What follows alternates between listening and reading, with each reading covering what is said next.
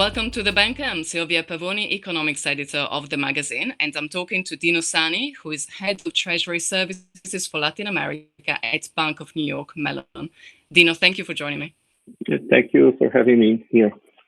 So let's look at Latin American banking over the past couple of decades. Quite a lot has changed in terms of the growth of certain banks to become perhaps regional leaders, but quite a lot has also remained the same. What's your view? Yes, we have an evolution in Latin America. I think that the Latin American banks, they are quite well positioned and evolved during the last decade for the best, I would say. I think the financial system in general is well equipped. They have a tremendous experience in managing volatility. I think that it's a big plus for the region, and also I think the regulatory frameworks are strong, and they have improved also the risk management and giving them the ability to protect their balance sheet. I think that the financial markets and in Latin America in general, they are in a good shape, very good. So a stronger picture, and that's perhaps something that has changed for the better. Although something that has not changed is the fact that Brazil remains by far the largest market in banking terms across the region. So if we look at Brazil within that market, we have seen actually quite some change in the sense that there is a new leading name, Itaú Unibanco, that came from the merger between Banco Itaú and Unibanco in 2008, which came to become not only the dominant player in Brazil, but also the dominant player across the region. So how do you think the situation changing for Brazil, which has had sort of a checkered, past in terms of economic growth, and also in terms of perhaps the fortunes of its banks? The largest ones remain obviously very solid, but the smaller ones have suffered a little bit through the various crises that the country has gone through. Yes, definitely. The Brazilian market, it's a big market, very competitive market. The largest banks, they acquired the smaller banks throughout the years, right? It was a process that is happening through the year. But I would say that those banks, they are quite strong. And as you mentioned, they are not strong in Brazil, but some of them, they are regional powerhouse.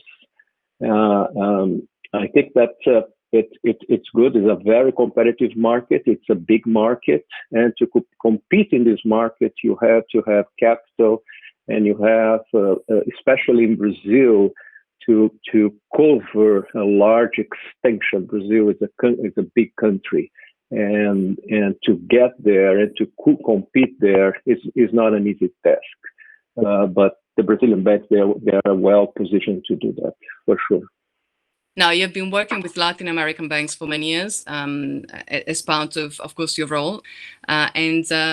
So you have a very clear picture of what has worked for them. What kind of challenges will they face in the future as we are moving towards a quite challenging economic situation on the back of the current, of course, pandemic, but also in terms of pre-existing conditions that didn't really make the outlook for Latin America that great, considering trade tensions and the end of obviously the commodity super cycle. Yes, definitely. I think in the short run, the biggest challenge is the macroeconomic situation and the time that we are living right now, right? The COVID-19. And how does it affect the economies? I think this is a big challenge, not only for the financial institutions, but for the countries, generically speaking. Besides, on top of that, I think for the financial institutions per se, I think that the technology, the competition, the new technology, it's the main challenge for the financial institutions. They need to reinvent themselves and to be in the market, because otherwise the market will reorganize and the technology may make it more difficult for the traditional banks to compete in this market. But I think that the macroeconomic area it's more challenging right now, but they need to pay attention about the technology for sure. So Latin American banking has traditionally been mostly a highly profitable business, although it looks like profitability has peaked in 2017. And so do you, I know it's a hard question to ask, but do you feel, how do you see profitability moving in the future, bearing in mind, of course, these microeconomic challenges and the technology challenges coming from new competitors and new solutions in this space?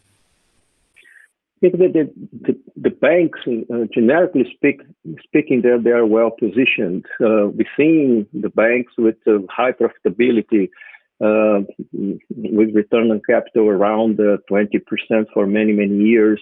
Definitely, this new environment, the economic environment, and the competition, the tech competition, will put some pressure on these variables. But I think that they are in conditions to maintain a high profitability or return on capital and ratios for some years to come. I would say they are well positioned in the market for sure.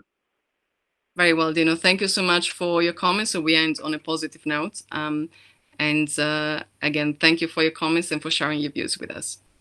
It was a pleasure. Thank you very much.